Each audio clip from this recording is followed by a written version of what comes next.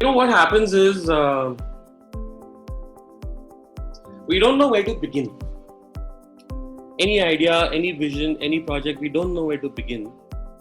When my son Dhyan wants to make something out of Lego, this is how he begins. He opens his box of all his Lego parts and he just takes them out. Actually, he dumps them on the ground. He just puts out everything that he has. And then he'll pick out from that and he'll start creating something. That is how you and I can begin a project by creating something called a product backlog. What is a product backlog? It is just a list of all the ideas, all the thoughts, all the tasks that you have in your mind that you think will need to get done. You can just write them in a list, or you can write them in small sticky notes like this and put them on a wall. Just do a mental download. By the way, this is also quite connected to the work breakdown structure that we did in the first day. That work breakdown structure, WBS, is a tool that can help you to make a list of all the tasks.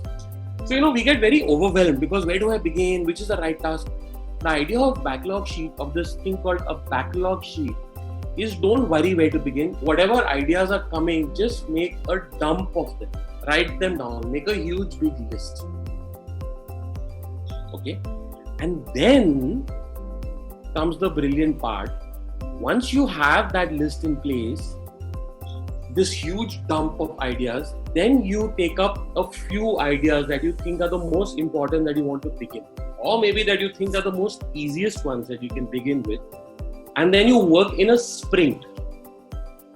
So what is a sprint? You run for 100 meters at your max speed, but it's only 100 meters. You don't run 42 kilometers at your max speed.